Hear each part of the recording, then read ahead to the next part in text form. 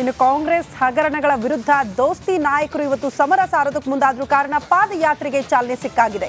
ಬೆಂಗಳೂರಿನಿಂದ ಮೈಸೂರು ಚಲೋ ಪಾದಯಾತ್ರೆಗೆ ಚಾಲನೆ ಸಿಕ್ಕಿದೆ. ಚಾಮುಂಡೇಶ್ವರಿಗೆ ಪೂಜೆ ಸಲ್ಲಿಸಿದ್ದಾರೆ ಬಿಜೆಪಿಯ ರಾಜ್ಯಾಧ್ಯಕ್ಷ ಬಿವೈ ವಿಜಯೇಂದ್ರ. ನಾಡದೇವಿಗೆ ಪೂಜೆ ಸಲ್ಲಿಸುವ ಮೂಲಕ ದೋಸ್ತಿ ರಣಕಹಳೆ. 7 ದಿನದ ಪಾದಯಾತ್ರೆಗೆ ಬಿಎಸ್ವೈ ಎಚ್.ಡಿ. ಕುಮಾರಸ್ವಾಮಿಯವರು ಚಾಲನೆ ಕೊಟ್ಟಾಗಿದೆ. ಅಲ್ಲಿ ಪೂಜೆ, ಇಲ್ಲಿ ಪಾದಯಾತ್ರೆಗೆ ಚಾಲನೆ.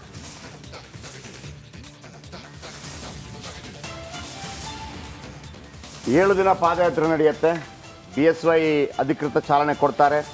ಆಮೇಲೆ ನೇತೃತ್ವ ನೋಡಿ, ಇಲ್ಲೊಂದು ಕುಟೆನ್ಸ್ ಇದೆ, ಟ್ಯಾಕ್ಟಿಕ್ಸು. ಅಂದರೆ ಅಲ್ಲಿ ಸ್ವಲ್ಪ ಕಿರಿಕಿರಿಗಳು ಉಂಟಾಯಿತು, ಆದರೆ ಅದನ್ನು ತುಂಬ ಚೆನ್ನಾಗಿ ನಿಭಾಯಿಸಿ ನಿಜವಾಗಿ ವಿಜಯೇಂದ್ರ ಆಗಲಿ ಅಥವಾ ಯಾರು ಕುಮಾರಸ್ವಾಮಿ ಅವರಾಗಲಿ. ಇದೇನು ಸ್ಪ್ಲಿಟ್ ಆಗಿಬಿಡುತ್ತೆ ಅನ್ನೋಂಥದ್ದು ನೋಡಿ. ಅಲ್ಲಿ ಸೋಮಣ್ಣ ಎಲ್ಲ ಕಾಣ್ತಾ ಇದ್ದಾರೆ. ಯಾರೇ ಅಂದ್ರು ಸದಾನಂದ ಗೌಡರು ಬರ್ತಿಲ್ಲ ಅಂತೇಳಿ ಬಂದಿದ್ದಾರೆ ನೋಡ್ರಿ. ಮತ್ತೆ ಆದರೆ ಬಸವನಗೌಡ ಪಾಟೀಲ್ ಯತ್ನಾಳ್ ಮತ್ತು ರಮೇಶ್ ಜಾರಕಿಹೊಳಿ ಬರೋದು ಡೌಟ್ ಇದೆ. ಉಳಿದವರು ಎಲ್ಲರೂ ಬರ್ತಾರೆ. ಕಾಗೇರಿ ಅವರು ಬಂದಿದ್ದಾರೆ.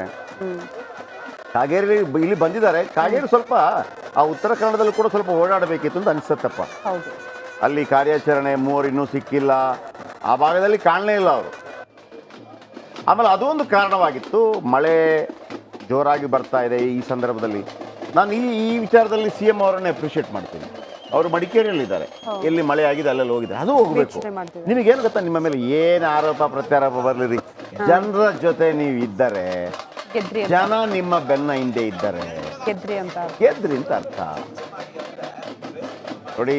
ಇದು ಪಾದಯಾತ್ರೆಗೆ ಚಾಲನೆ ಚೆನ್ನಾಗಿರುತ್ತೆ. ಒಂಥರ ನಾನು ಕೂಡ ಒಂದು 15 ದಿನಗಳ ಪಾದಯಾತ್ರೆಗೆ ಹೋಗಿದ್ದೆ, ಬೆಂಗಳೂರು ಟು ಬಳ್ಳಾರಿ. ಒಂಥರ ಇಂಟ್ರೆಸ್ಟಿಂಗು. ಹೇಳ್ತೀನಿ ಹೇಗೆ ಅಂತ. ಓಕೆ, ಮೈಸೂರು ಸಂಸದರು ಕೂಡ ಬಂದಿದ್ದಾರೆ. ಲಾಘವಗಳಾಗ್ತಾ ಇದೆ. ಯದುವೀರ್ ಒಡೆಯರ್, JDS ಮತ್ತು BJP ಇಬ್ಬರು ಕೂಡ. ಪ್ರೀತಮ್ ಗೌಡ ಅವರು ಸೈಡಿಗೆ ಇಡ್ಲಾಗಿದೆ.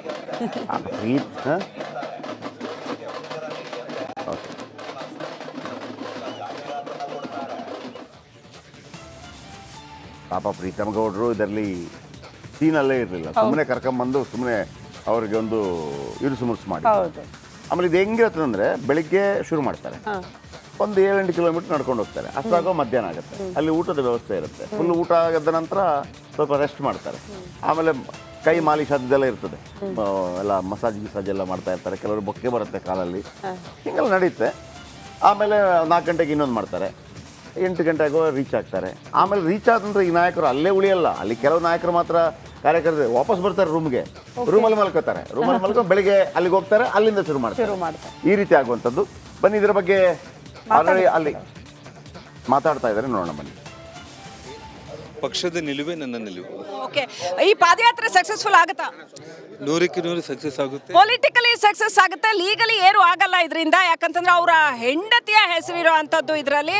ಯಾಕೆ ಚೀಫ್ ಮಿನಿಸ್ಟರ್ ಹೆಂಡತಿ ಆದ ತಕ್ಷಣ ಅವ್ರಿಗೆ ಹಕ್ಕಿಲ್ವಾ ಇದನ್ನ, ಅವ್ರ ಜಮೀನನ್ನ ರಕ್ಷಣೆ ಮಾಡ್ಕೊಳ್ಳೋಕೆ ಅನ್ನೋ ಮಾತೆಲ್ಲ ಕೇಳ್ಬಂತು. ನೋಡಿ, ಅವರಾದ್ರೂ ಮುಡ ಹಗರಣದಲ್ಲಿ ಫ್ಲಾಟ್ಗಳು ತಗೊಂಡಿದ್ದಾರೆ. ನಮ್ಮ ಕುಟುಂಬದವರು ನಮ್ಮ ಸ್ವಂತ ವ್ಯಾಪಾರ ಮಾಡ್ಕೊಂಡಿದ್ದಾಗ ಕೂಡ ನಮ್ಮ ಮನೆ ಹೆಣ್ಮಕ್ಳನ್ನೂ ಕೂಡ ಕೇಸಲ್ಲಿ ಸಿಗಾಕ್ಸಿದ್ರು. ಇವತ್ತು ಕೋರ್ಟಿಂದ ಅವರೆಲ್ಲ ಹೊರಗೆ ಬಂದಿದ್ದಾರೆ. ಹಾಗಾಗಿ ತನಿಖೆಯಲ್ಲಿ ಇವೆಲ್ಲ ಕೂಡ ಹೊರಗಡೆ ಬರಬೇಕು. ತಪ್ಪು ಇಲ್ಲ ಅಂತಂದರೆ ತನಿಖೆ ಎದುರಿಸಲಿಕ್ಕೆ ತಾವು ಹೇಳ್ತಾ ಇದ್ರಲ್ಲ, ಲೀಗಲಿ ಏನೂ ಆಗಿಲ್ಲ ಅಂತಂದರೆ ಇಷ್ಟೊತ್ತಿಗಾಗಲೇ ಅವರು CBI ಎಂಕ್ವೈರಿ ಕೊಟ್ಟು ರಾಜೀನಾಮೆಯನ್ನು ಮಾಡಿ ತನಿಖೆ ಯಾಕೆ ಎದುರಿಸಲಿಲ್ಲ? ಕೊನೆ ಪ್ರಶ್ನೆ ಸರ್, ಈಗ ಜನಾರ್ದನ್ ರೆಡ್ಡಿ ಅವರಿಗೆ ಬಿಜೆಪಿಯಲ್ಲಿ ಪ್ರಾತಿನಿಧ್ಯ ಸಿಗ್ತಾ ಇದೆಯಾ? ನೋಡಿ, ನಾನು ಭಾರತೀಯ ಜನತಾ ಪಕ್ಷದ ಒಬ್ಬ ಸಾಮಾನ್ಯ ಕಾರ್ಯಕರ್ತ ಮೊದಲಿಂದ ಕೂಡ. ಆದ್ರೆ ಜನಾರ್ದನ್ ರೆಡ್ಡಿ ಅವರ ಪವರ್ ಏನು ಅನ್ನೋದು ಈ ಮೊನ್ನೆನ ರಾಜ್ಯಸಭಾ ಚುನಾವಣೆ ಸಂದರ್ಭದಲ್ಲೂ ಗೊತ್ತಾಯ್ತು, ಮತ್ತು ಹಿಂದಿನ ವಿಧಾನಸಭಾ ಎಲೆಕ್ಷನ್ಸ್ ಟೈಮಲ್ಲೂ ಗೊತ್ತಾಯ್ತು. ನೀವ್ ಹೇಳ್ತೀರಿ ಸಾಮಾನ್ಯ ಕಾರ್ಯಕರ್ತ ಅಂತ, ಅದು ನೀವು ಹೇಳುವಷ್ಟು ಸಾಮಾನ್ಯ ಅಲ್ಲ ಅನ್ನೋದು ರಾಜಕೀಯದಲ್ಲಿ ಇರೋರಿಗೆ ಗೊತ್ತಿದೆ. ಸೊ ಈಗ how happy mister Janardhan Reddy is in BJP?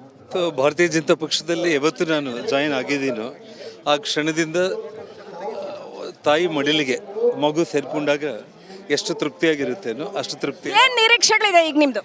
ಏನು ನಿರೀಕ್ಷೆಗಳಿಲ್ಲ. ಜನಪರ ಹೋರಾಟಗಳು ಮಾಡ್ತಾ ಇರಬೇಕು, ಜನರಿಗೋಸ್ಕರ ಬದುಕಬೇಕು. ಮೈಸೂರವರೆಗೂ ಹೋಗ್ತೀರಾ ನಡ್ಕೊಂಡು? ಖಂಡಿತವಾಗ್ಬೇಕು. ಥ್ಯಾಂಕ್ ಯು ಜನಾರ್ದನ್ ರೆಡ್ಡಿ ಅವರ ರಿಪಬ್ಲಿಕ್ ಕನ್ನಡದೊಂದಿಗೆ ಮಾತನಾಡಿದ್ದಕ್ಕೆ. ಇದು ಜನಾರ್ದನ್ ರೆಡ್ಡಿ ಅವರ ಮಾತು. ಕ್ಯಾಮ್ರಾ ಪರ್ಸನ್ ಮಹೇಶ್ ಜೊತೆ ಶ್ರೀಲಕ್ಷ್ಮಿ ರಾಜ್ಕುಮಾರ್, ರಿಪಬ್ಲಿಕ್ ಕನ್ನಡ, ಬೆಂಗಳೂರು. ಏನ್ ಹೇಳ್ತಾ ಇದ್ರು ಜನಾರ್ದನ್ ರೆಡ್ಡಿ? ಸುನಿಲ್ ಕುಮಾರ್ ಇದ್ದಾರೆ, ಏನ್ ಹೇಳ್ತಾರೆ ಕೇಳೋಣ. ಬಿಜೆಪಿಯಲ್ಲೇ ಸಾಕಷ್ಟು ಓಡಕ್ಕಿದೆ, ಯೋಗೇಶ್ವರ್ ಬರ್ತಾರಾ, ಯತ್ನಾಳ್ ಅವ್ರು ಬರ್ತಾರಾ ಅನ್ನುವಂಥದ್ದು. ಏನ್ ಹೇಳಕ್ ಬಯಸ್ತೀರಿ ಸರ್? ಪಾದಯಾತ್ರೆ ಹೇಗೆ ಆಗಬಹುದು ಅಂತ, ಸಕ್ಸಸ್ಫುಲ್ ಆಗುತ್ತಾ? ಪಾದಯಾತ್ರೆ ಯಶಸ್ಸಾಗಿ ಆಗುತ್ತೆ. ಎಲ್ಲ ನಮ್ಮ ನಾಯಕರು ಪಾಲ್ಗೊಳ್ತಾರೆ. ಪಾದಯಾತ್ರೆ ಮುಗಿಯೋದ್ರೊಳಗೆ ಮುಖ್ಯಮಂತ್ರಿಗಳು ರಾಜೀನಾಮೆಯನ್ನು ಕೊಡ್ತಾರೆ. ಸರ್ಕಾರವನ್ನ ಡಿಸ್ಟೆಬಿಲೈಸ್ ಮಾಡ್ತಾ ಇರೋ ಪ್ರಯತ್ನ ಇದು, ಇಶ್ಯೂನೇ ಇಲ್ಲ ಅಂತಾರೆ. ಆ ರೀತಿ ಇದ್ದಿದ್ರೆ ಸದನದಲ್ಲಿ ಚರ್ಚೆ ಮಾಡಬೇಕಾಗಿತ್ತು. ಅವರು ಸದನದಲ್ಲಿ ಚರ್ಚೆ ಮಾಡ್ಲಿಕ್ಕೆ ತಯಾರಿಲ್ಲದೆ ಪಲಾಯನವನ್ನು ಮಾಡೋದು ಅವರು. ಇನ್ನು ಕಾಂಗ್ರೆಸ್ ಸರ್ಕಾರದ ಹಗರಣಗಳ ವಿರುದ್ಧ ರಣಕಹಳೆ ಮೊಳಗಿಸಿರುವ ಬಿಜೆಪಿ ಜೆಡಿಎಸ್ ಪಕ್ಷಗಳು ಪಾದಯಾತ್ರೆಗೆ ಸಜ್ಜಾಗಿ ನಿಂತಿದ್ದಾರೆ. ಸಿಎಂ ಸಿದ್ದರಾಮಯ್ಯ ರಾಜೀನಾಮೆ ಕೊಡಲೇಬೇಕು ಅಂತ ಆಗ್ರಹಿಸಿ ದೋಸ್ತಿ ನಾಯಕರು ಸಮರ ಸಾರಿದ್ದಾರೆ. ಈ ಕುರಿತ ಒಂದು ರಿಪೋರ್ಟ್ ಇಲ್ಲಿದೆ ನೋಡಿ.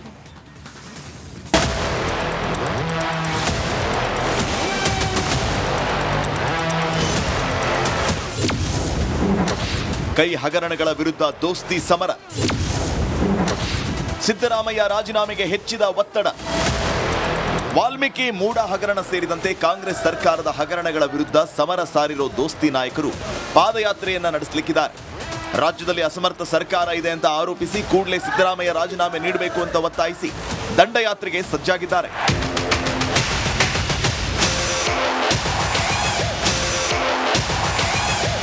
ಕಾಂಗ್ರೆಸ್ ಅಹಿಂದ ಹೆಸರಿಡಿಕೊಂಡು ಎಲ್ಲ ಸಮುದಾಯಗಳಿಗೂ ಅನ್ಯಾಯ ಮಾಡ್ತಾ ಇದೆ ಅಂತ ರಣಕಹಳೆಯನ್ನ ಮೊಳಗಿಸಿದೆ. ಬೆಳಿಗ್ಗೆ 8:30 ಸುಮಾರಿಗೆ ಕೆಂಗೇರಿ ಕೆಂಪಮ್ಮ ದೇವಸ್ಥಾನದ ಬಳಿ ಇರುವ ಮಂಜುನಾಥ ಕನ್ವೆನ್ಷನ್ ಹಾಲ್ ಬಳಿಯಿಂದ ಪಾದಯಾತ್ರೆ ಆರಂಭ ಆಗಲಿಕ್ಕಿದೆ. 8 ದಿನಗಳ ಕಾಲ ಈ ಪಾದಯಾತ್ರೆ ನಡೀಲಿಕ್ಕಿದೆ. ಕೈ ವಿರುದ್ಧ ದೋಸ್ತಿ ಸಮರ. ಬೆಂಗಳೂರಿನಿಂದ ಮೈಸೂರಿನವರೆಗೆ ದೋಸ್ತಿ ಪಾದಯಾತ್ರೆ ನಡೆಸಲಿದೆ. ಮೊದಲ ದಿನ ಸುಮಾರು 16 ಕಿಲೋಮೀಟರ್ ಪಾದಯಾತ್ರೆ ಇರಲಿಕ್ಕಿದೆ. ಎರಡನೇ ದಿನ ಭಾನುವಾರ ಮಂಜುನಾಥ್ ಕನ್ವೆನ್ಷನ್ ಹಾಲ್ ಬಿಡದಿಯಿಂದ 22 ಕಿಲೋಮೀಟರ್, 5ರಂದು ಕೆಂಗಲ್ ಕೆವಿಕೆ ಕನ್ವೆನ್ಷನ್ ಹಾಲ್ನಿಂದ ಆರಂಭವಾಗಿ ಸುಮಾರು 20 ಕಿಲೋಮೀಟರ್ ಕ್ರಮಿಸುತ್ತೆ. 6ನೇ ತಾರೀಕು ನಿಡಘಟ್ಟ ಸುಮಿತ್ರಾದೇವಿ ಕನ್ವೆನ್ಷನ್ ಹಾಲ್ನಿಂದ ಆರಂಭ ಆಗುತ್ತೆ.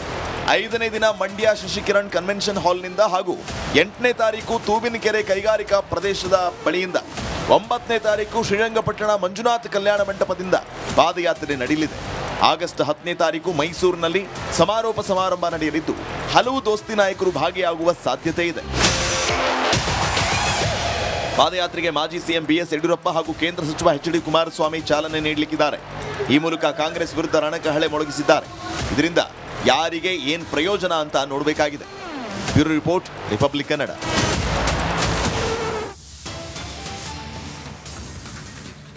ಸಿಎಂ ಸಿದ್ದರಾಮಯ್ಯ ಅವರಿಗೆ ಇದು ಕೊನೆಯ ಅವಕಾಶ.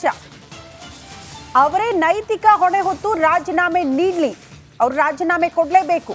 ಅವರಿಗಾಗಿ ರಾಜೀನಾಮೆ ಕೊಟ್ರೆ ಅದು ಶೋಭೆ ತರತ್ತೆ. ಅವರಾಗೆ ಹೋಗಿ ರಾಜೀನಾಮೆ ಕೊಡಬೇಕು. ಬೆಂಗಳೂರಿನಲ್ಲಿ ಮಾಜಿ ಸಿಎಂ ಬಿಎಸ್ ಯಡಿಯೂರಪ್ಪನವರು ಹೇಳಿಕೆ ಕೊಟ್ಟಿದ್ದಾರೆ.